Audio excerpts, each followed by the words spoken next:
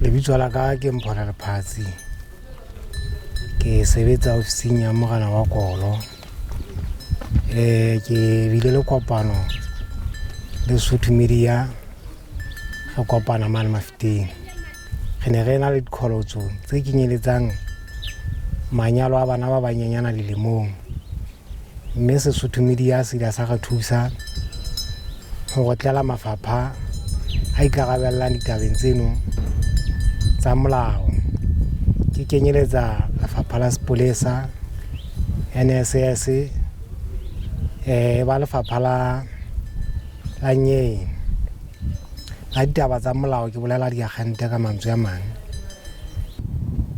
Ke early child marriage and child pregnancy, children's pregnancy. Ke lack of advocacy on our rights.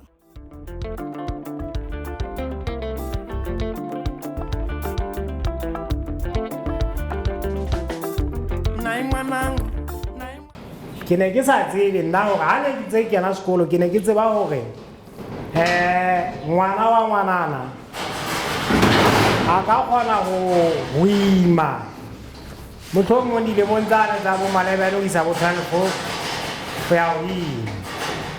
Dingaka di bontsha di kopana le mathata nakong eo motho yena enwa monyenyana dilemong ga pepang, e leng hore bana bano ba bakalo ha ba tlameha hore ebe ba dumellwa ho nyalana. Ho na le taba e nngwe ya hlaha hape mona hore jwale ngwana bana bana mohlomong e mong o sa tla a na le mohulanya e ntse e le boikarabello ba batswadi hore ba bone hore haeba lesea ka lehlohonolo la Modimo le tla hlaya le hodiswa bana ba babedi bona ba kgutlele sekolong. Motho o lemohile le hore o no ntse o kena ditlolong tsa molao fela o sa tsebe mohlomong o sebetsana le taba eno ya thekisetsano ya batho, hobane haeba o le morena o tla bo wa amohela hore ha lapeng la nyeo ho na le ngwetsi o sa ka hlokomela hore na ke ngwana a mokae dilemong.